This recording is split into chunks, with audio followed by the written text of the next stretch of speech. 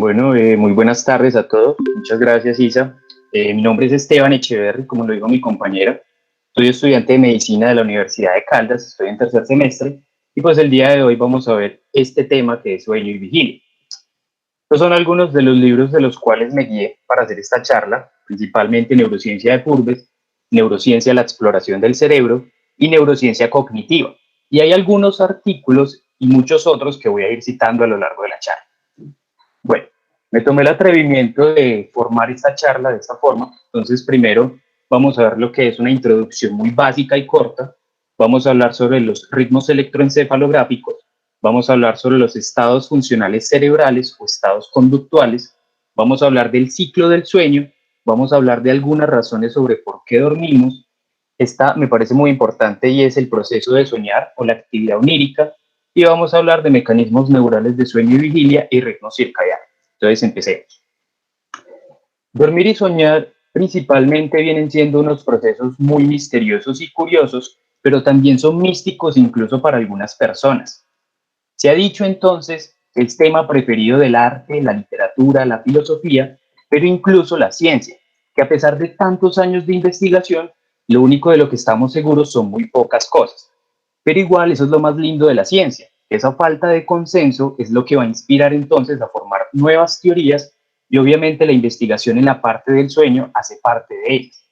Dormir y soñar se ha dicho que es un hecho universal de los animales o vertebrados superiores, pero podríamos ver que incluso insectos como es la mosca de la fruta o Drosophila melanogaster puede dormir. Bueno, hemos visto más características en la parte del sueño. Hemos notado que la privación del sueño en los humanos puede causar deterioros cognitivos, pero la privación continua de sueño puede ser devastadora para el funcionamiento normal. Incluso algunos animales, como pueden ser las ratas y las cucarachas, se ha visto que incluso pueden morir. Las ratas se les ha notado que pierden la regulación de su temperatura y que a pesar de que coman mucho más, van a perder muchísimo más peso y al final mueren. Incluso en los humanos se han notado algunos síndromes, como en ese caso pueden ser también el insomnio familiar fatal. En este insomnio se destacan que después de varias semanas sin poder dormir, presentan alucinaciones, estados comiciales, pero al final mueren. Entonces podríamos decir que el sueño es esencial en nuestras vidas, casi como comer o respirar. Pero ¿por qué dormimos o qué propósito tiene dormir? Lo único que tenemos claro hasta el día de hoy es que durmiendo se vence al sueño. Pero bueno, empecemos desde unos términos básicos. ¿Qué es el sueño? El sueño es un estado inmediatamente reversible de menor respuesta al entorno y de menor interacción con este. Entonces podríamos definir que en este caso una persona que se encuentre dormida puede rápidamente pasar al estado de vigilia a partir de una aferencia sensitiva. Entonces, en ese caso, el estado comatoso y la anestesia general no hacen parte del sueño. El sueño también viene definido desde la conducta como una suspensión normal de la conciencia, no un estado de inconsciencia. Y también se define desde la electrofisiología como unas ondas encefálicas específicas. Y es aquí donde empezamos a estudiar lo que son los ritmos electroencefalográficos. ¿Qué pasa con los ritmos electroencefalográficos? Eso va a ser registrado por un electroencefalograma que se da a partir de algunos electrodos en el cuero cabelludo, por ejemplo, y van a medir en ese caso lo que es la amplitud en microvoltios y van a medir la frecuencia. Entonces, a partir de algunos intervalos de frecuencia, han definido diferentes tipos de ritmos electroencefalográficos. Entonces, empecemos a definirlos. Vamos a encontrar que los más bajos vienen siendo delta y teta. Delta tiene una frecuencia menor a 4 Hz y se destaca porque tiene amplitudes muy altas y además frecuencias muy bajas. Se ha destacado a delta como indicador de sueño profundo o sueño de ondas lentas, que más adelante vamos a ver qué es. Teta, vamos a ver que tiene una frecuencia o un intervalo de frecuencia de 4 a 7 Hz y además se ve que tiene amplitudes muy altas y además frecuencias muy bajas. Y teta se le indica también en algunos estadios del sueño no REM, como pueden ser el sueño antes de las ondas lentas, en ese caso sueño no REM tipo 2. Vamos a ver que después empiezan a destacar otros ritmos al aumentar la frecuencia, como pueden ser el ritmo alfa, que destaca de 7 a 14 Hz, y vamos a ver que hay un cambio porque la frecuencia está aumentando, pero las amplitudes al igual se mantienen muy elevadas. Y alfa podríamos decir que ya se encuentra en un estado de vigilia, pero la diferencia es que en alfa vamos a estar en un estado de vigilia pero muy relajados. Por ejemplo, podríamos estar acostados con los ojos cerrados o podríamos perder la concentración de la clase. Ahí nos encontraríamos en un estado o en un ritmo electroencefalográfico de tipo alfa.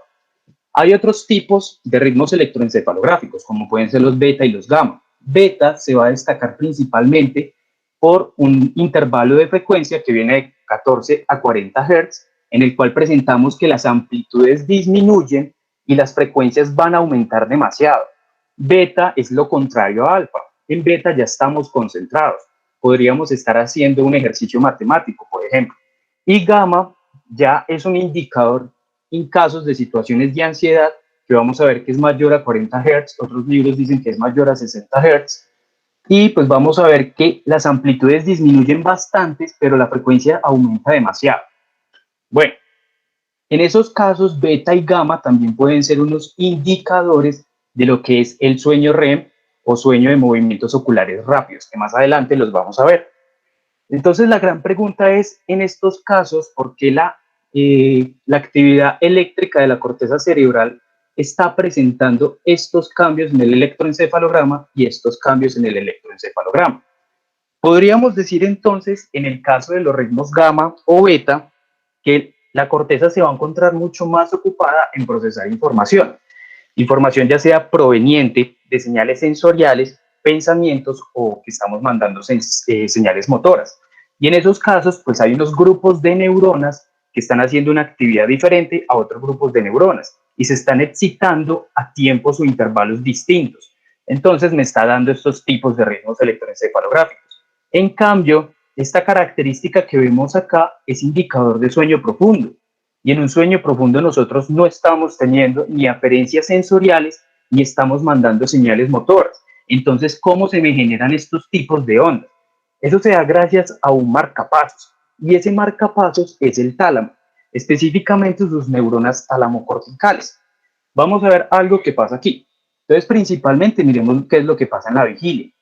Vamos a ver que esas neuronas talamocorticales pues van a estar muy activas, van a recibir aferencias del tronco encefálico que inducen la vigilia y pues podríamos ver que generan muchos potenciales de acción. Cuando empezamos a dormir, vamos a ver que se empiezan a bajar ese potencial de membrana de las neuronas talamocorticales. Cuando ese potencial de membrana disminuye bastante, va a activar unos canales de calcio activados por voltaje, los cuales pues me dan la entrada de calcio y a la vez me causan despolarización. A medida que aumenta el potencial de membrana, me activa otros canales de sodio y así generando potenciales de acción, como podríamos ver aquí en la imagen de abajo.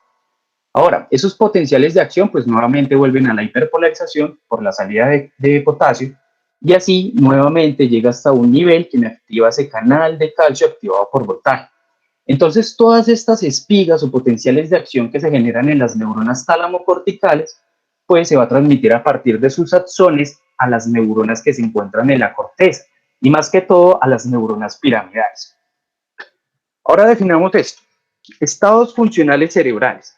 Durante el día, durante las 24 horas del día, vamos a destacar dos estados de la conducta. Uno que viene siendo la vigilia y el otro que viene siendo el sueño. El sueño, a su vez, se divide en dos. En sueño REM, que significa Rapid Eye Movement, o movimientos oculares rápidos, y sueño no REM. Y a la vez, el sueño no REM se divide en 3 o 4 estadios. Entonces, pues definamos cuáles son las características de cada conducta. Entonces, miremos qué es lo que pasa con el sueño REM. El sueño REM se identifica porque tiene amplitudes muy bajas y frecuencias muy altas. Es muy parecido a lo que me da el electroencefalograma en la parte de la vigilia. Por eso se le ha llamado sueño paradójico. Ahora, si es tan activa esa corteza cerebral, miremos qué es lo que pasa con el movimiento. El cerebro va a ordenar muchos movimientos, pero no se van a llevar a cabo gracias a que hay una señal neuronal que me va a dar una parálisis muscular. Entonces vamos a ver que esa parálisis muscular va a ser muy generalizada, menos en algunos músculos, como pueden ser en ese caso el diafragma, como pueden ser músculos de las extremidades, quiere decir de manos y pies, y también, en ese caso, músculo del oído medio y también el constrictor de la pupila. Ahora, miremos más características del sueño REM. ¿Qué es lo que pasa con la sensación y el pensamiento? La sensación es vivida, generada internamente, y el pensamiento es vivido, ilógico y extraño. Esas son las características de los sueños. Entonces, en el estado o en el sueño REM, vamos a ver que está generalizando la actividad onírica. Y además que los movimientos oculares rápidos son muy frecuentes. ¿Qué es lo que pasa en el sueño no REM? El sueño no REM ya se destaca por un electroencefalograma que se está con frecuencias muy bajas y además amplitudes muy altas. Y además, pues podríamos ver que el movimiento no tiene una parálisis muscular, pero igualmente el cerebro, como está tan muy bajo de actividad, tampoco está ordenando movimientos. El movimiento puede ser ocasional o involuntario, y más que todo es cuando nos estamos acomodando en la cama. ¿Y qué pasa con la sensación y el pensamiento? La sensación es apagada o ausente y el pensamiento es lógico y repetitivo. Muchos autores dicen que en el sueño no se sueña, pero hay artículos que respaldan la idea que en el sueño no REM se puede soñar y vamos a caracterizarlo más cuando veamos la actividad onírica. Ahora, destaquemos entonces qué es lo que pasa con la vigilia. La vigilia pues ya tiene sensaciones vividas pero generadas externamente, tiene un pensamiento lógico y progresivo y tiene movimiento voluntario. Ahora, William Deming, que fue un investigador del sueño, que murió hace un mes, él dice que el sueño no REM es como un cerebro quieto en un cuerpo móvil y el sueño REM es un cerebro activo que alucina en un cuerpo paralizado. Y esas son las características que estamos viendo. Ahora, cada estado de la conducta también viene acompañado con cambios fisiológicos. Entre ellos podríamos destacar que en el sueño no REM, en ese caso esto es un polisomnograma, vamos a ver el electrooculograma, electromiograma y también el electroencefalograma. Bueno, entonces el electrooculograma destaca que no hay movimientos oculares, el electromiograma destaca que sí hay movimientos, en ese caso, como ya había dicho, que se están acomodando en la cama, por ejemplo, y miremos estos cambios. ¿Qué pasa con la frecuencia cardíaca? Por lo general, en el sueño no REM está disminuyendo. Con la frecuencia respiratoria, en el sueño no REM está disminuyendo. También podríamos ver la función digestiva que está aumentando y la función renal que también está disminuyendo. Esos son señales o eso es una actividad del sistema nervioso autónomo en su división parasimpática, menos la parte de la erección peneana. La erección peneana está gobernada por el sistema nervioso parasimpático, pero en este caso no la va a presentar. ¿Qué es lo que pasa en el sueño REM? En el sueño REM hay movimientos oculares rápidos y fuera de eso, pues también se puede dar uno que otro movimiento, pero no son tan, pues no es tan probable presentarlos. Vamos a ver qué es lo que pasa con la frecuencia cardíaca. Nosotros podríamos pensar, como vemos aquí en la imagen, que se está aumentando, pero no, está aumentando y disminuyendo. Me está dando un latido que es infrecuente. Igualmente en la respiración, está aumentando y disminuyendo. Pero fuera de eso, también vamos a ver que el sistema nervioso parasimpático puede dar esta erección peneana. Y además, podríamos ver algo, y es las personas que presentan disfunción eréctil. Se puede saber si es un problema fisiológico o si es un problema psicológico. Entonces, destaquémoslos. ¿Qué es lo que pasa en los cambios cardiovasculares? Vamos a ver que en el sueño no REM está gobernado por el sistema nervioso parasimpático, entonces recibe ferencias vagales y me va a disminuir la frecuencia cardíaca, dando con ello una bradicardia. Está disminuyendo la presión arterial sistémica, con lo cual definimos que es hipotensión, y me disminuye la resistencia vascular periférica. Ahora, ¿por qué me está disminuyendo la hipotensión? ¿Por qué me está disminuyendo la tensión arterial? En ese caso, vamos a ver que por el metabolismo basal, que va a estar tan bajo, hay una disminución del gasto cardíaco. Y además, esta resistencia vascular que aparece tan baja, quiere decir que hay una vasodilatación y por eso se presenta la hipotensión. Diferente en lo que pasa entonces con el sueño REM. El sueño REM presenta latidos irregulares, ¿cierto? Bradicardia y taquicardia. Igualmente su tensión arterial va a aumentar y va a disminuir. En ese caso decimos entonces que hay un latido irregular y que ese latido irregular me puede comprometer las demandas entre el equilibrio del metabolismo y la perfusión que le llega al órgano. En ese caso podríamos decir entonces que el sueño REM es un periodo de riesgo cardiovascular para personas con enfermedad coronaria o con enfermedad cerebrovascular. Miremos qué es lo que pasa con el sistema respiratorio. Por lo general, en el día, pues nosotros podríamos aumentar o disminuir nuestra frecuencia respiratoria por voluntad, pero en el sueño está gobernada principalmente por quimiorreceptores. En ese caso, vamos a ver que en el sueño no REM está disminuyendo bastante la frecuencia respiratoria, está disminuyendo la ventilación alveolar. ¿Eso qué quiere decir? Que me están disminuyendo los niveles de oxígeno y a la vez me aumentan los niveles de dióxido de carbono, dando con ello una hipercapnia. Quiere decir que en el sueño no REM y en el sueño REM también te está dando una acidosis respiratoria, pero es fisiológicamente normal. Y fuera de eso, vamos a ver que esa hipercapnia no va a tener ninguna respuesta en algunos quimiorreceptores. Entonces, en ese caso, no me va a dar una respuesta que me genere taquipnea. Se va a seguir con esa acidosis respiratoria por el resto de la noche. ¿Qué pasa en el sueño REM? Vamos a ver que la frecuencia respiratoria puede aumentar o disminuir, dando taquipnea o dando bradipnea, y en ese caso, pues también me va a disminuir la ventilación alveolar, aumentando mucho los niveles de dióxido de carbono, y en ese caso, la respuesta ventilatoria hipercápnica va a estar más disminuida que en el sueño no REM. Aquí mucho menos se va a despertar esa persona, aquí mucho menos va a tener la respuesta de taquipnea. Y miremos qué es lo que pasa con el tono muscular. El tono muscular de la vía aérea superior, de la mayoría de músculos, también disminuye. Entonces vamos a ver que en el sueño no REM y en el sueño REM el tono muscular va a disminuir, pero la resistencia de la vía aérea superior va a aumentar, dando con ello el ronquido. Ahora, características de algo que vamos a ver que es la apnea obstructiva del sueño. Principalmente se presentan en obesos o en fumadores. Y vamos a ver que estas personas, cuando se encuentran en su estado de vigilia y empiezan a dormir, ese bajo tono de la vía aérea va a hacer que se obstruya su vía aérea, aumentando tanto los niveles de dióxido de carbono que esa persona va a despertarse rápidamente.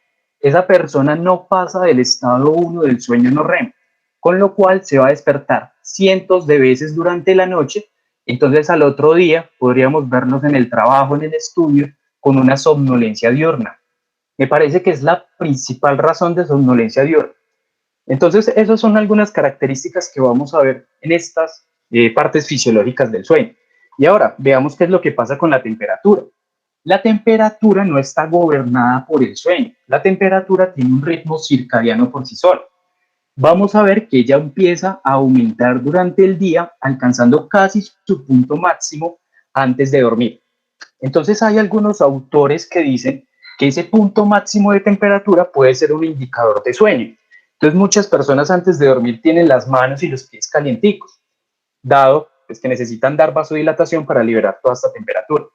En esos casos, hay algunas personas que sufren del síndrome vasoespástico y no van a tener esas manos y pies calienticos, al contrario, los van a tener muy fríos. Y se ha encontrado que esas personas aumentan la latencia del sueño. La latencia del sueño es el tiempo que se demoran para dormir. Entonces ahí les dejo esos datos característicos. Bueno, sigamos con esto. El ciclo del sueño. El ciclo del sueño por lo general se va a dividir entre sueño no REM y sueño REM. Pero el sueño no REM va a ocupar el 75% del tiempo total del sueño y el sueño REM va a ocupar el 25% de este.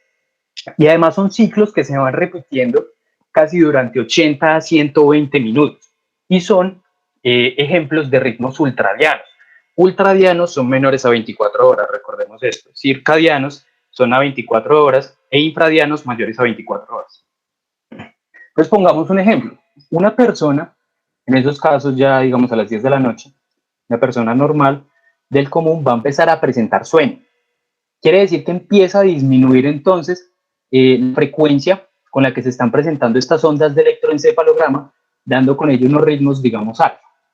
Esta persona se empieza a acomodar en su cama, va a empezar a dar unos movimientos oculares muy lentos y redondeados y al fin y al cabo cierra sus párpados. Al cerrar sus párpados, pues va a empezar un proceso en el cual empieza a dormir y empieza por el estadio 1 del sueño no REM. Ese estadio 1 del sueño no REM se le dice estadio transicional.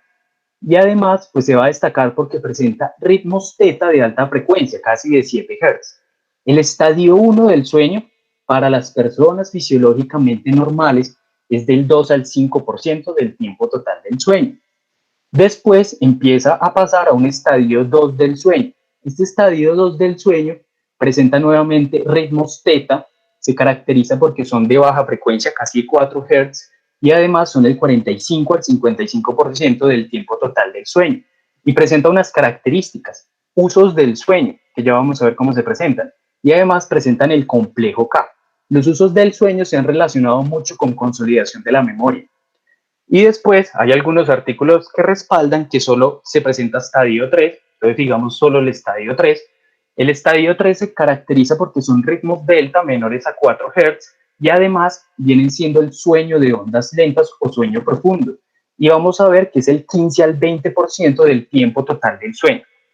Entonces después del estadio 3 vamos a ver que empieza a aumentar nuevamente sus frecuencias. Este aumento de las frecuencias dura de 10 a 15 minutos aproximadamente y pasa al sueño REM. Y el sueño REM se destaca porque vienen siendo ritmos beta y ritmos gamma y además representa el 20 al 25% del tiempo total del sueño. El REM a su vez se divide entre ritmo fásico y ritmo tónico. El ritmo fásico está gobernado por el sistema nervioso parasimpático, dando con ello constricción pupilar y además erección peneana. Pero fuera de eso, vamos a ver que el ritmo tónico está gobernado por el sistema nervioso simpático, dando con ello, pues no es una función directa, pero dando con ello movimientos oculares rápidos. Ahora, lo normal es que este estadio o este sueño no REM dure casi de 80 a 100 minutos para pasar al primer sueño REM. Pero ahora, yo dije que esto es en las personas fisiológicamente normales. Hay algunos estados en los cuales algunas personas pueden empezar a dormir en el sueño REM. Esas personas se indican como pueden ser los bebés, casi hasta los 3 meses de edad, pueden empezar a dormir por el sueño REM. Podríamos decir que las personas que tienen una privación total del sueño también pueden empezar a dormir por el sueño REM. Las personas que viajan a otros países y tienen el famoso jet lag también empiezan a dormir por el sueño REM. Y algunos estados patológicos o trastornos del sueño, como pueden ser la apnea del sueño o la narcolepsia. E incluso algunos fármacos pueden inducir esto. Así es como se generan los usos del sueño. Recordemos que el tálamo contiene diferentes núcleos y entre ellos en su parte lateral va a tener el núcleo reticular. Este núcleo reticular se destaca porque son las únicas neuronas GABAérgicas del tálamo. Entonces vamos a ver que la corteza cerebral excita tanto a las células reticulares, como podríamos ver aquí, generando tantos potenciales de acción que esta va a tener conexiones con una neurona talamocortical. Esta neurona talamocortical, al inhibirse o bueno, al hiperpolarizarse, nuevamente va a pasar algo y es que activa sus canales de calcio activados por voltaje, dando con ello potenciales de acción o algunas espigas, las cuales pues van a generar señales hacia la célula piramidal cortical, demostrándolo como están en la parte de aquí. Y eso son los llamados usos del sueño. Ahora, eso pues no siempre pasa, por lo general que se tenga el mismo tiempo de cada sueño no REM o sueño REM. Por lo general, cuando avanza la noche, va a ir aumentando el sueño REM y se va a ir perdiendo el estadio 3 y el estadio 4 del sueño. En algunos libros se puede destacar que ya en el segundo ciclo del sueño se pierde el estadio 4 de este. Bueno, ¿cuál es la duración entonces de una noche normal de sueño? Vamos a ver que desde el momento en que somos fetos, pues dormimos casi 24 horas. Ya cuando nacemos, somos unos bebés, empezamos a dormir casi 16 a 18 horas, el lactante duerme casi 14 a 16 horas, el preescolar duerme casi 11 horas, y en esos casos, a medida que vamos aumentando en edad, también va disminuyendo el tiempo de sueño, y es fisiológicamente normal, tanto que el anciano ya pierde hasta 1 hora del tiempo normal de sueño. Entonces, podríamos destacar que cada persona tiene una cuota del sueño diferente. En esos casos, vamos a ver que hay personas que presentan un patrón de sueño largo, hay personas que pueden dormir 10 horas y esa es su cuota del sueño, hay personas que duermen solo 5 horas y esa es su cuota del sueño, pero por lo general la mayoría de individuos duermen casi 7 horas. Entonces, ¿qué es lo que se ha encontrado en las diferencias entre los diferentes patrones? Se ha dicho que las personas que tienen un patrón de sueño intermedio gozan de salud física y psíquica aún mayor que las personas que tienen los otros patrones. Bueno, ahora destaquemos las diferencias. Ya dijimos qué es lo que pasa en el adulto joven o en una persona fisiológicamente normal. ¿Qué es lo que pasa en el niño? Se ha dicho que los usos del sueño, que ya destacamos cómo se generan, aparecen casi a las 6 a 8 semanas de vida. Y además que en el electroencefalograma no se puede diferenciar entre sueño REM y sueño no REM en una persona menor a 3 o 6 meses de vida. Entonces le llaman en esos casos sueño quieto y sueño activo.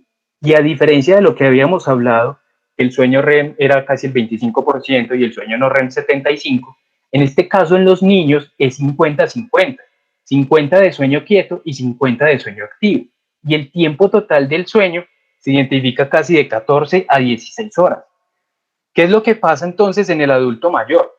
El adulto mayor presenta una disminución en su sueño REM y una disminución en su sueño de ondas lentas y aumenta el sueño REM tipo 2 y aumenta el sueño no REM tipo, no REM tipo 2 y no REM tipo 1. Y además disminuye sus horas de sueño.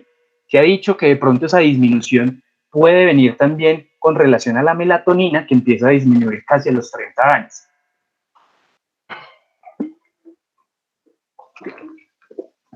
Bueno, esto sí que genera mucho complot entre diferentes autores y es por qué dormimos. Hay animales que presentan patrones de sueño casi de 18 horas, como el murciélago. Hay animales que presentan patrones de sueño de 3 horas, como puede ser el caballo y la jirafa. Pero en esos casos podríamos ver que si no fuera tan necesario dormir, la evolución ya hubiera descartado esto hace mucho tiempo. Además, pues se ha presentado, digamos, algunos animales que son las presas, ellos también duermen y en ese caso se van a encontrar muy susceptibles a que algunos cazadores pues, cumplan su función. Incluso se han demostrado en estos animales, como el que tengo aquí en la imagen, que es este delfín, que por lo general sale a respirar casi un minuto, aguanta máximo 10 minutos de respiración, él también duerme. Y entonces ahí diríamos, hay animales que si este necesita respirar cada minuto, no sería para nada necesario que durmiera, pero sí duerme. En esos casos, él empieza a dormir un hemisferio durante 2 horas, después pone vigilia en este hemisferio y pone 2 horas de sueño en el otro hemisferio. Y así se pasa durante 12 horas. Entonces, pues hay muchas razones que han dicho por las cuales podemos dormir, algunas que vienen siendo como muy directas o como muy obvias. Entonces podríamos decir que no son como funciones del sueño como tal. Hay otras funciones que se dan gracias al ritmo circadiano. Entonces no podríamos decir que es del sueño como tal, pero pues yo quiero recalcar en dos que son estas dos últimas, la activación inmunológica y la consolidación de la memoria. ¿Qué es lo que pasa con la activación inmunológica? Vamos a ver que por lo general en el tiempo de sueño o en la noche empiezan a aumentar los linfocitos T indiferenciados o invariantes o linfocitos T vírgenes y además empiezan a aumentar las citoquinas proinflamatorias. Tenemos que conocer algo y es que estas citoquinas proinflamatorias también son unos somnógenos, inducen al sueño. Pero fuera de eso, durante el día aumentan las células efectoras como los linfocitos natural killer y además de eso aumentan las citoquinas antiinflamatorias. Pero bueno, durante la noche hay un aumento de la hormona del crecimiento y de la prolactina, gobernado por ritmo circadiano, y además hay también una disminución de cortisol. Bueno, esta hormona del crecimiento y prolactina tienen una influencia positiva en lo que es la interleucina 12. Y la interleucina 12 me permite dar la interacción entre una célula presentadora de antígenos, como una célula dendrítica, por ejemplo, que está presentando en su complejo mayor de histocompatibilidad, a un linfocito T ayudador. Ahora, esa interleucina 12 me permite una buena interacción entre estos y este linfocito T que se encuentra activo ahora puede cumplir unas funciones. Entre ellos, va a activar o ayudar a la activación de un linfocito B y en ese caso se puede convertir en una célula plasmática secretora de anticuerpos o puede también ayudar a la activación de un linfocito T CD8 positivo o citotóxico. Entonces, fuera de la activación también puede ayudar a lo que es el proceso de memoria inmunológica. ¿Y qué es lo que pasa durante la memoria? Vemos que la memoria se están destacando dos tipos durante el sueño. Uno, que viene siendo la memoria declarativa. La memoria declarativa tiene que ver con los hechos y los eventos y tiene mucha relación, con el lobo temporal medial. Quiere decir giro para hipocampo y amígdala. pero también se ha encontrado que durante el sueño se beneficia mucho la parte de la memoria procedimental, que es de habilidades y hábitos y tiene que ver mucho con el estriado. Entonces, primero empecemos por algo. Nosotros hemos notado que con el tiempo de sueño puede mejorar nuestro aprendizaje o puede mejorar nuestra memoria. Se ha notado entonces que 6 minutos, al menos 6 minutos de sueño pueden mejorar en la retención de la información. Pero obviamente entre más tiempo pasemos durmiendo, mucho mejor va a ser esa retención de la información. Pero bueno, también se ha dicho muchas cosas. Digamos, principalmente se ha demostrado que 3 horas de sueño pueden ser incluso mejor que 10 horas de sueño para la retención de información. Entonces esto presenta muchas variabilidades. Entonces digamos, durante el sueño no REM se va a beneficiar más que todo la memoria declarativa y tiene que ver mucho con la cantidad de los usos del sueño, como habíamos hablado. Y durante el sueño REM se está mejorando o se está promoviendo la consolidación de la memoria procedimental. ¿Cómo actúa el sueño entonces en estos tipos de memoria? Promoviendo la consolidación. La consolidación es pasar de una memoria de corto plazo, una memoria de trabajo, a una memoria de largo plazo. Ahora, se ha demostrado que durante el sueño, y más que todo durante el sueño REM, hay muchas áreas que se encuentran activadas, al igual que se encuentran activadas durante el proceso de aprendizaje. Entre ellas destacamos, por ejemplo, giro parahipocampal, hipocampo y amígdala. Y ahora dicen que el sueño en esos casos, como se encuentran activados estos lugares, de la misma forma, se dice que hay una recapitulación de toda la información aprendida durante el día. Vimos algo ahora, y es que con la edad hay una disminución del sueño no REM de ondas lentas, y además también vimos que hay una disminución en el sueño REM. En ese caso, esa disminución en el sueño REM también me afecta la memoria o, bueno, la consolidación de la memoria en los ancianos. ¿Sí? Eso es una característica que vamos a ver en él. Ahora, la falta de sueño también puede afectar lo que es la neurogénesis a nivel del giro dentado del hipocampo y otras funciones cognitivas como pueden ser estas.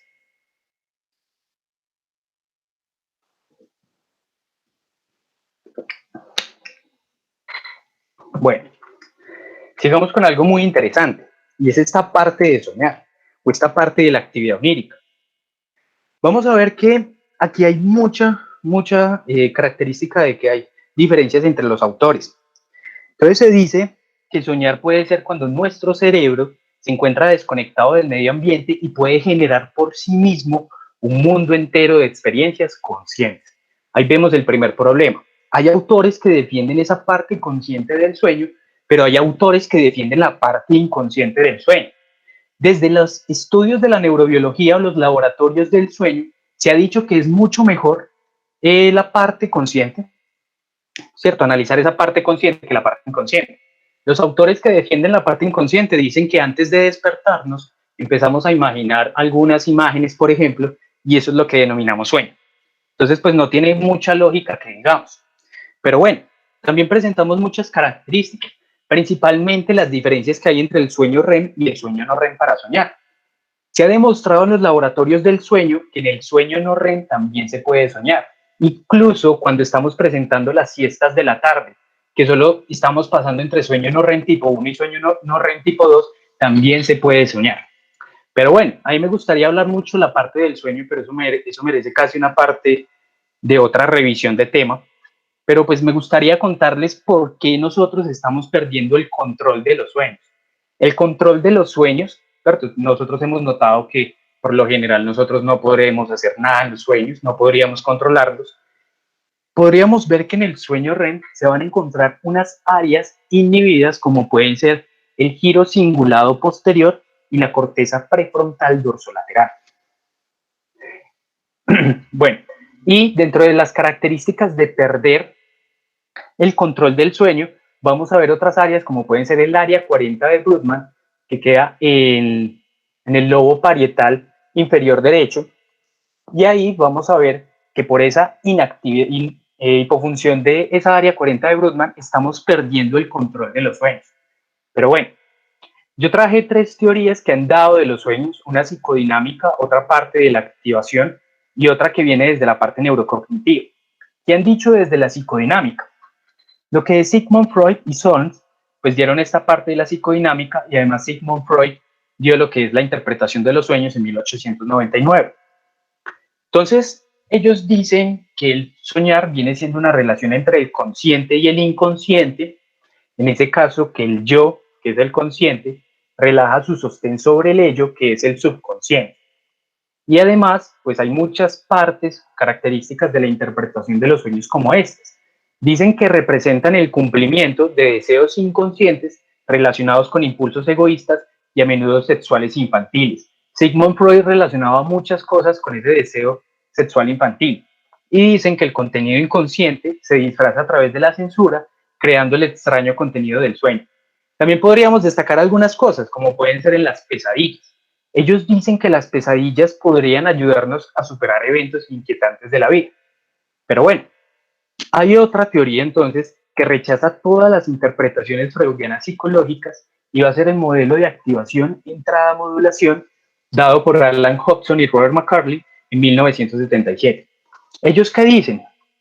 Que gracias a que en el sueño REM se empiezan a generar unas grandes cargas aleatorias desde estos núcleos del tronco encefálico hacia la corteza cerebral, me pueden empezar a dar muchas imágenes o emociones y en ese caso dicen que es el sueño. Lo malo de este modelo es que no explica cómo se pueden producir esas complejas historias narrativas que se están viviendo durante el sueño. Pero bueno, durante este tiempo también en los laboratorios del sueño se identificaron el porcentaje de los tipos de sueños que experimentamos. Y entre ellos dijeron que el 60% de estos viene siendo tristeza, aprensión o enojo, y el 20% viene siendo felicidad o interés. Y además dijeron que pues nosotros casi nunca soñamos con sentimientos o actos sexuales. Y hay otra mucho más para destacar que es de la parte neurocognitiva, dado por Donhoff en esta publicación. Él dice entonces que soñar es lo que ocurre cuando el cerebro maduro está adecuadamente activado. Pero bueno, en algunos artículos también dicen que los sueños tienen que ver mucho con esta parte del desarrollo neurocognitivo y que por eso, por lo general, las personas menores a 7 años no tienen tantos sueños, pero sí se han identificado sueños. Lo que pasa es que estas personas tienen todavía muchos axones por mielinizar en el lobo parietal y además se han identificado que estas personas pueden soñar cosas, pero no tan complejas, como pueden ser ver un objeto o ver un animal en el sueño. Y además se ha relacionado mucho esta parte cognitiva con las lesiones que lo afectan. Por ejemplo, hay personas que tienen alteraciones del reconocimiento de la cara y en los sueños también van a presentar esas alteraciones. Pero bueno, son muchas cosas, esta parte de los sueños merece una revisión muy amplia, pero bueno, dicen que soñar se basa activamente en esquemas de memoria, conocimiento general e información episódica para producir simulaciones del mundo. Y ahora, ¿por qué olvidamos lo que soñamos? Principalmente, durante el sueño REM, vamos a ver que se encuentra muy inactivo la corteza prefrontal dorsolateral y el giro cingulado posterior. El giro cingulado posterior se relaciona mucho con la parte visoespacial y la corteza prefrontal dorsolateral se relaciona mucho con la memoria. Y en ese caso, al presentar el hipofuncionamiento, vamos a ver que se está realizando un proceso que se llama la amnesia del sueño.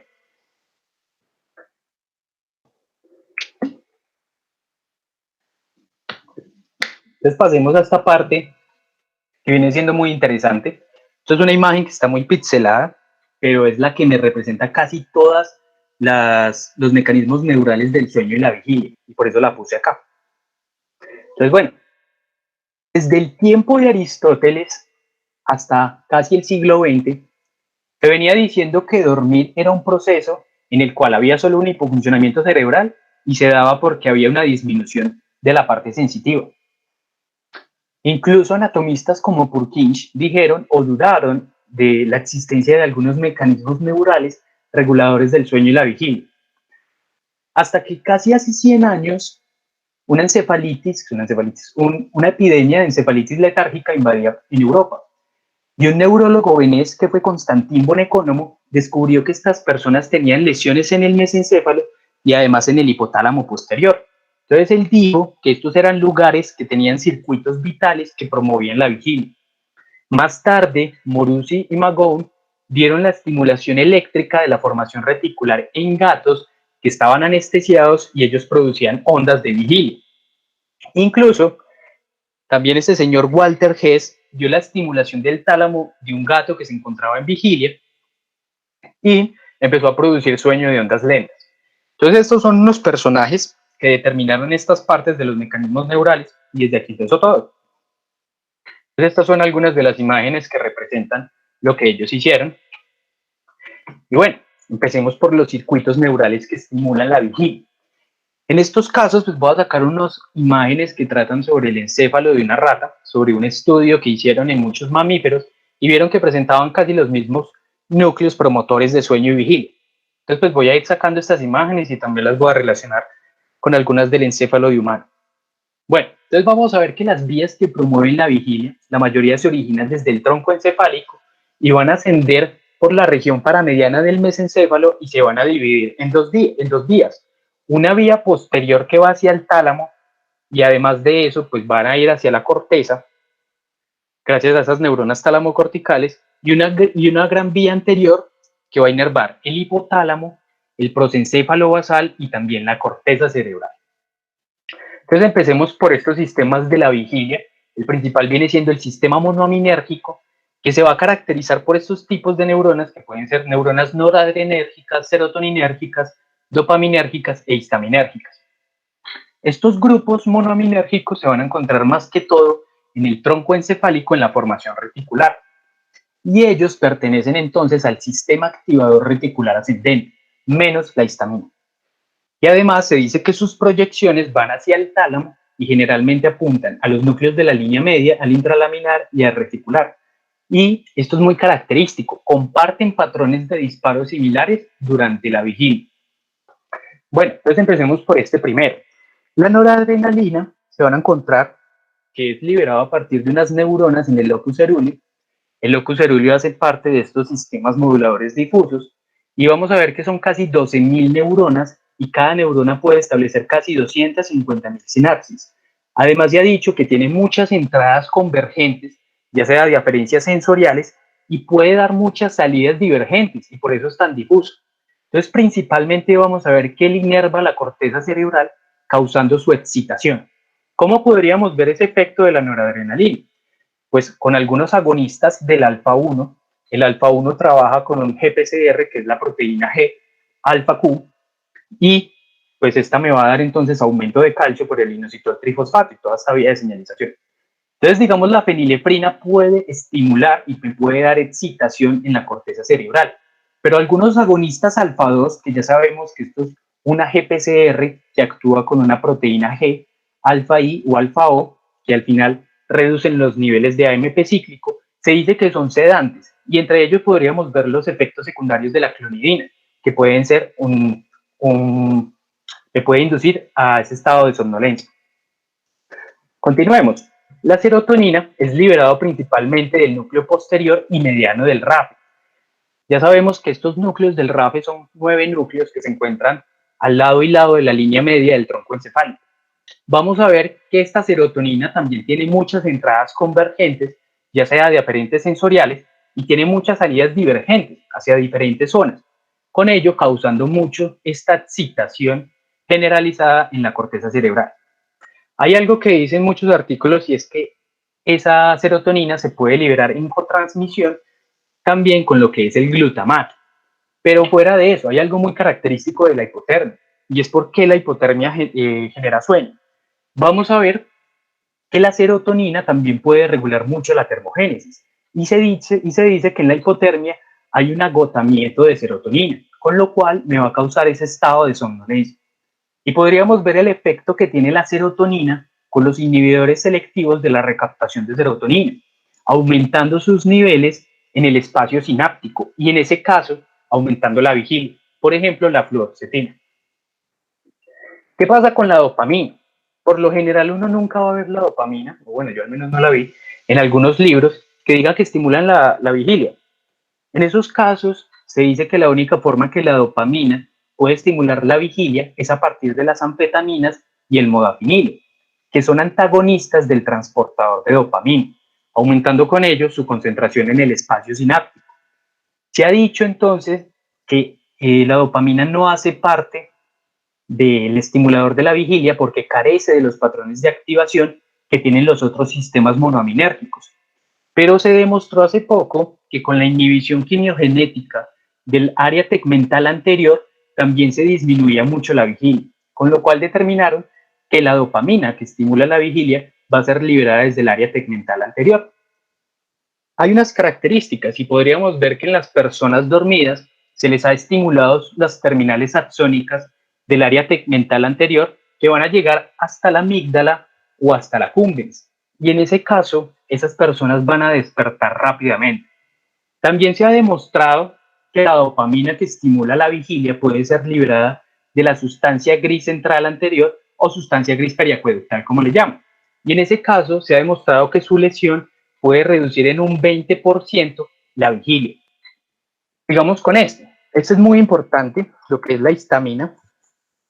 Vamos a ver que la histamina es liberada principalmente del hipotálamo, del núcleo tuberomamilar. Podríamos ver que ella tiene una actividad muy generalizada excitando la corteza. Incluso pues podríamos ver algunos efectos que tienen los antihistamínicos de su receptor H1, como puede ser la loratadina. Podríamos ver que disminuye la vigilia, entonces ahí podríamos destacar lo que es el efecto generalizado que tiene de excitación en la corteza. Hay artículos que respaldan la idea de que hay una cotransmisión de GABA y histamina y que ellos son los que van a gobernar la vigilia. ¿Cómo es esto? Ellos dicen que el GABA puede frenar la hiperactivación que tiene la histamina o que puede aumentar la precisión cortical a donde va a llegar la histamina. Ahora, miremos esto, el cerebro anterior basal. Vamos a ver que hay unos grupos de neuronas desde el septum hasta la sustancia innominada, entre ellos neuronas colinérgicas, GABAérgicas y glutamatérgicas. En ese caso, pues yo voy a hablar de las colinérgicas. Estas colinérgicas se encuentran en la sustancia innominada y se le denomina núcleo basal de Meynert. Ese núcleo basal de Meynert puede distribuirse ampliamente en la corteza cerebral, excitando y promoviendo la vigilia. Y además se dice que él hace parte del complejo prosencefálico basal junto con los núcleos septales mediales en el tronco encefálico. Y pasemos a estos estimuladores de la vigilia, que van a ser el pedúnculo pontino y núcleo tegmental lateroposterior.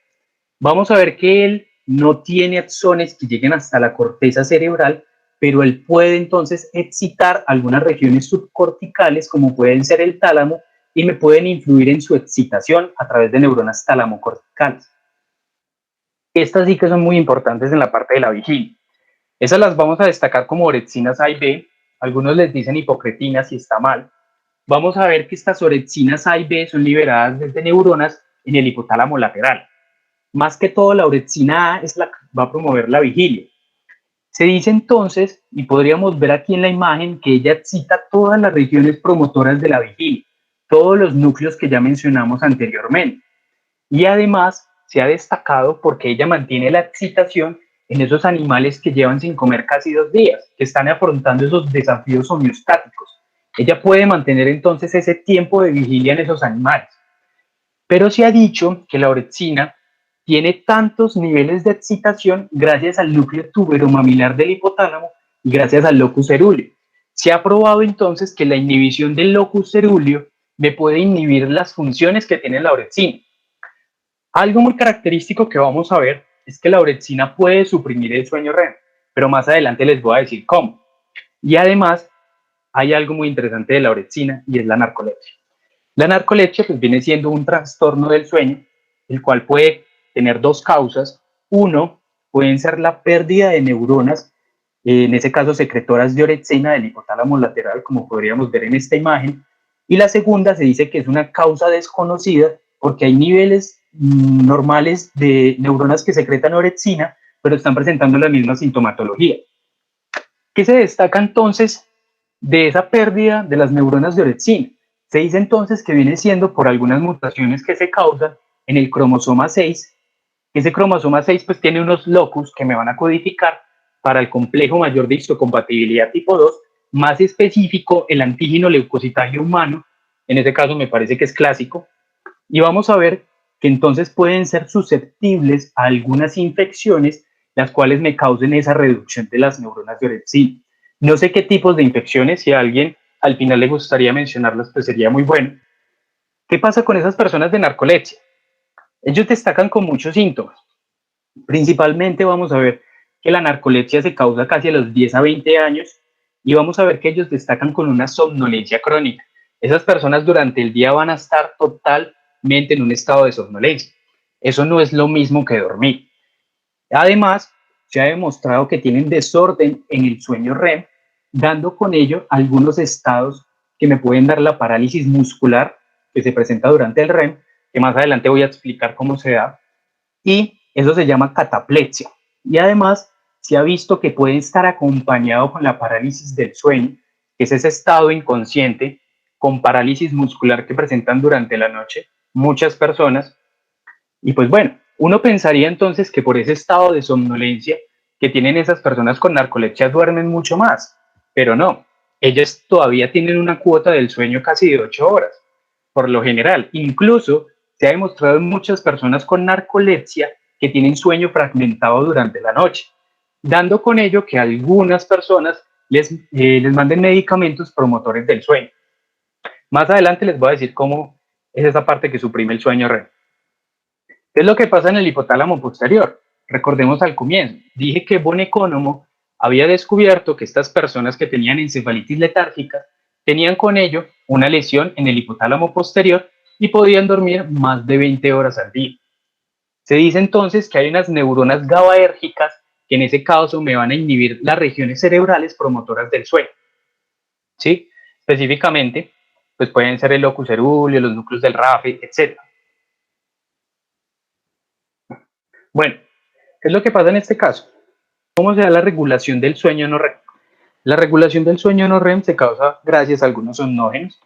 En ese caso, el más conocido, la adenosina, que aumenta generalmente sus niveles durante el día para inducir al sueño. También se ha dicho que, digamos, la prostaglandina D2 y algunas citoquinas proinflamatorias como la interleucina 1 y el factor alfa de necrosis tumoral, pero incluso también el óxido nítrico. Entonces hablemos solo de uno, en este caso de la adenosina. La adenosina, por lo general, en la vigilia va a aumentar sus niveles en el cerebro anterior basal, también en el hipocampo y en la corteza cerebral, induciendo con ello al sueño.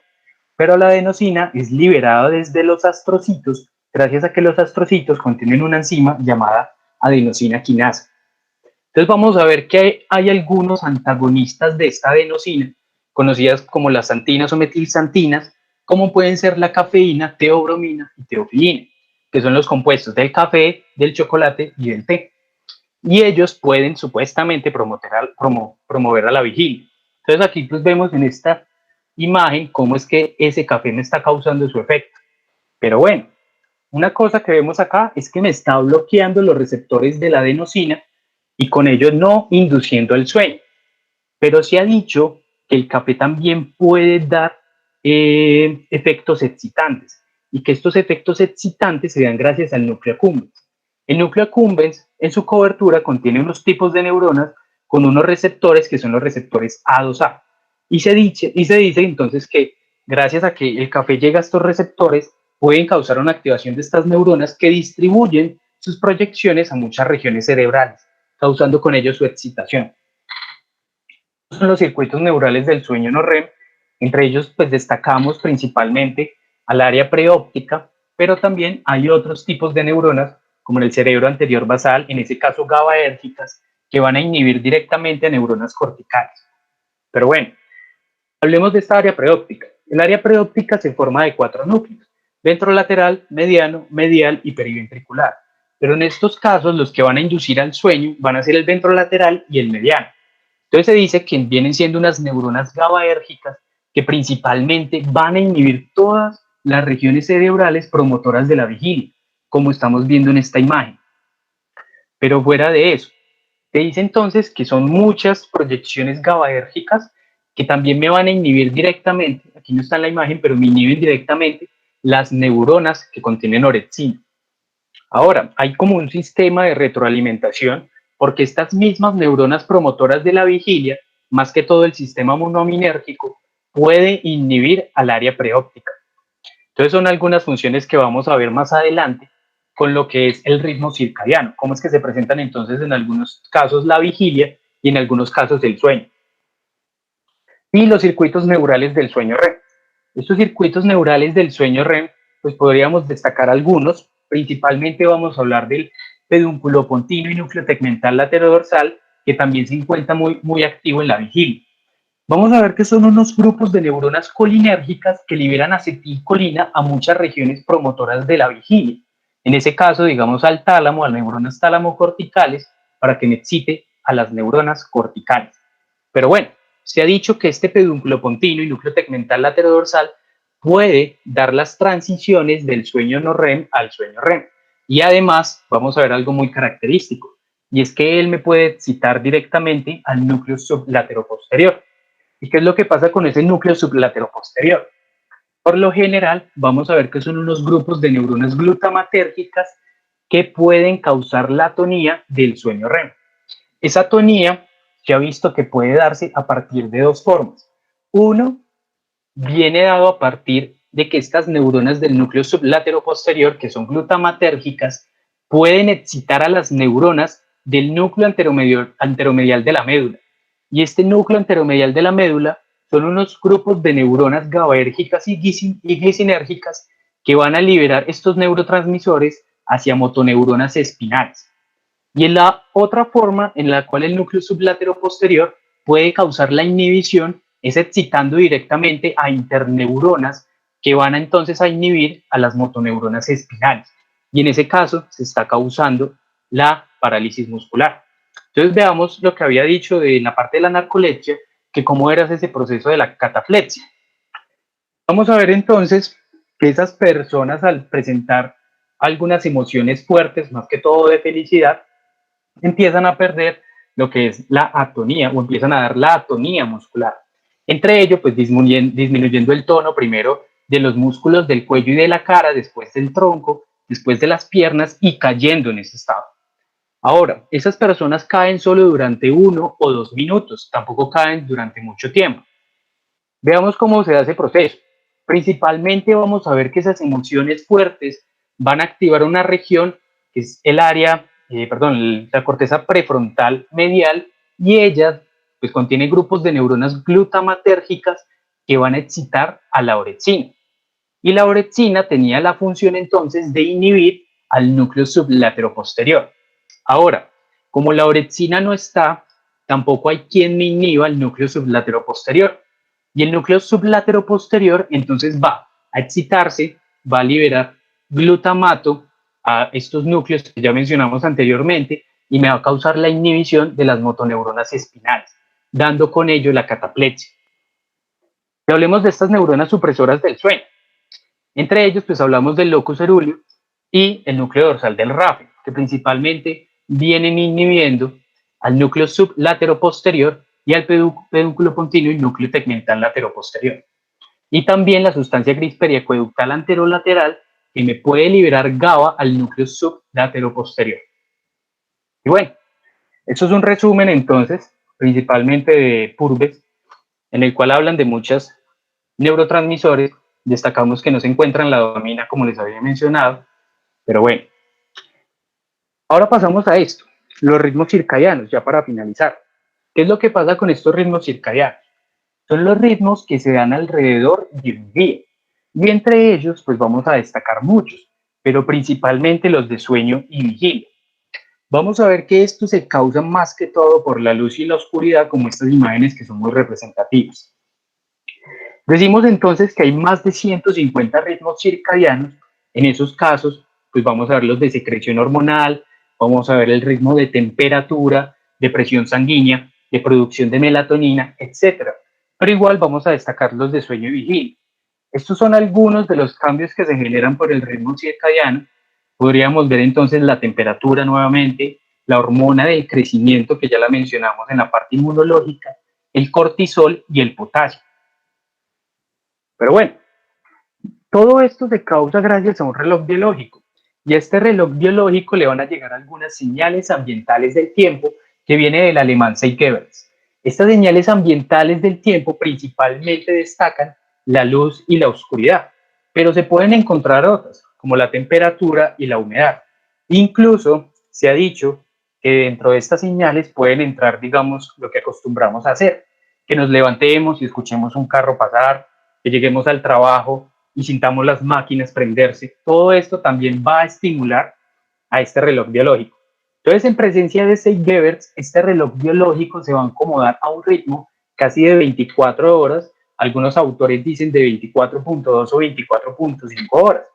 Y en este experimento que vemos en la imagen derecha, en la cual a algunas personas se les sometió a un aislamiento, ya sea en un búnker, en una cueva, y no tenían señales ambientales del tiempo, podríamos ver que ellos modificaban el ritmo circadiano.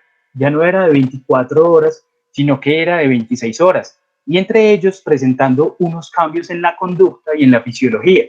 Aumentaban el tiempo de vigilia, aumentaban el tiempo de sueño y aumentaban o cambiaban la temperatura máxima. Pero bueno, nuevamente a estas personas se les sometían a los 6 GHz y nuevamente regulaban su tiempo del ritmo circadiano. Entonces podríamos decir que sin estos 6 GHz, este reloj biológico se encuentra libre o en libre corrida. Bueno, yo me tomé el tiempo de dar una organización al ritmo circadiano desde su principal señal ambiental, que va a ser la luz.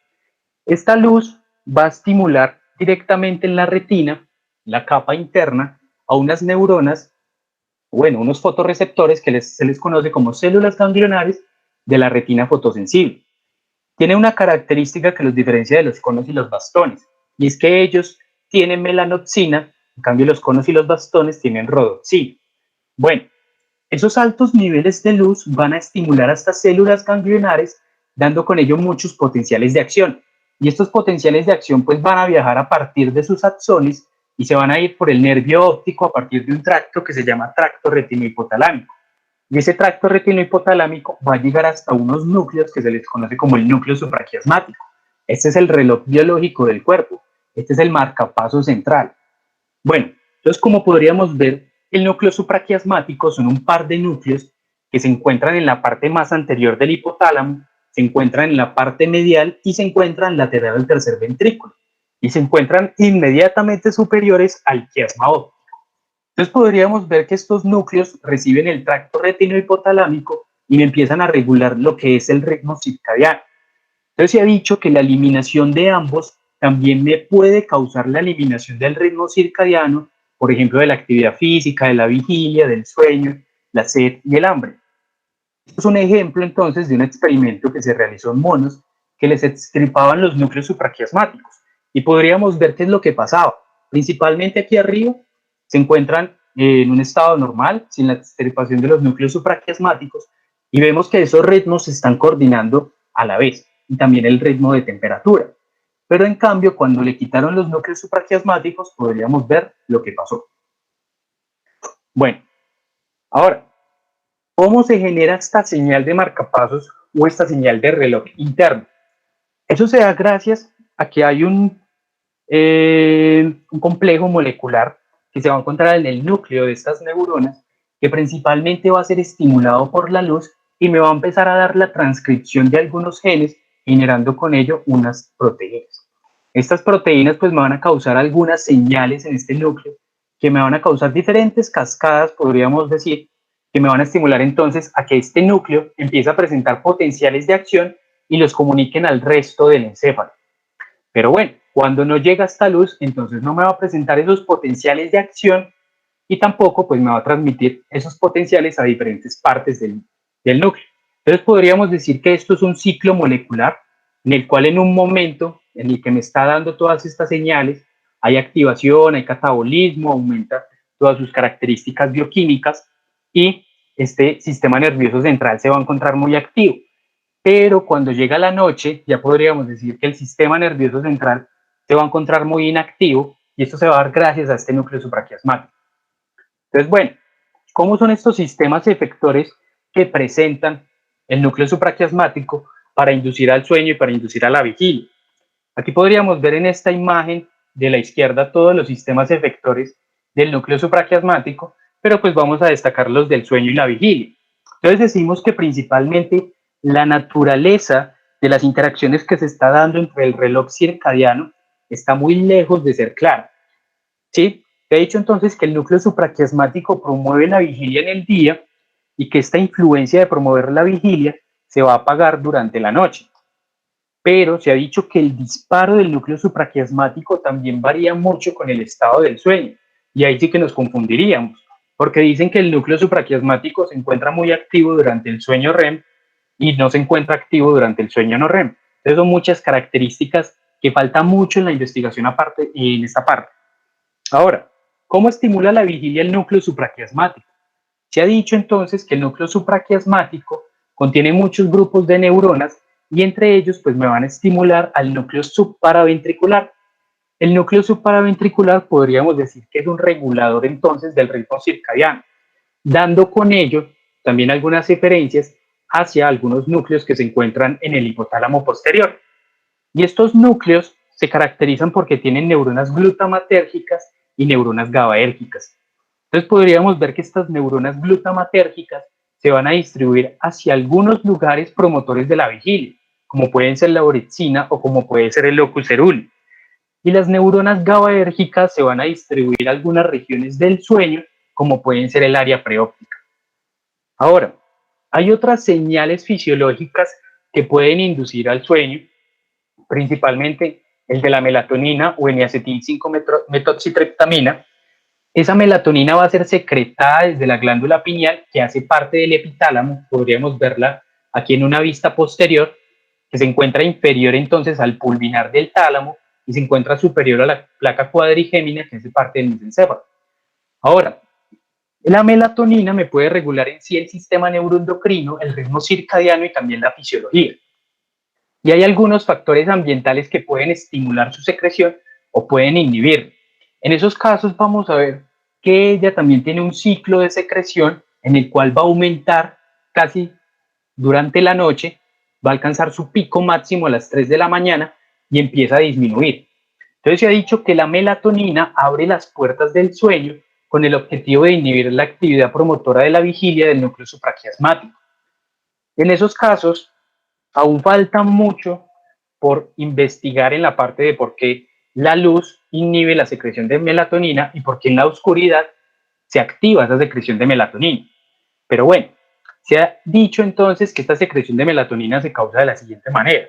El núcleo supraquiasmático va a tener entonces diferencias con el núcleo paraventricular y el núcleo paraventricular va a dar unas fibras hipotálamo-espinales. Estas fibras hipotálamo-espinales van a tener contacto con la columna intermedio lateral de las mielómeras torácicas superiores y en ese caso tienen sinapsis con una neurona preganglionar. Esta neurona preganglionar va a ir justamente a los ganglios simpáticos paravertebrales y entre ellos va a desplazar sus axones hasta el ganglio cervical superior, haciendo una sinapsis ganglio-ganglionar y en ese caso esa neurona postganglionar va a distribuir sus axones a partir de los nervios conarios y esos nervios conarios van a llegar hasta la glándula pineal y me van a estimular la secreción de melatonina. Eso se da gracias a que la liberación de adrenalina, noradrenalina, va a estimular entonces la síntesis de AMP cíclico y en ese caso va a aumentar la actividad de una enzima para que me produzca melatonina a partir del triptófano. Y en ese caso la melatonina entonces ya va a causar su efecto en esta parte del diencéfalo, inhibiendo las áreas promotoras de la vigilia. Y por último, pues destacar qué es lo que pasa con la parte fetal. ¿Cómo es que se regula ese reloj biológico fetal? Entonces vamos a ver que el núcleo supraquiasmático de la madre va a inducir esa señal de producción de melatonina y esa melatonina va a viajar a partir de vasos sanguíneos y a partir de la placenta y va a llegar hasta el feto. Y en ese caso me da una regulación del reloj biológico.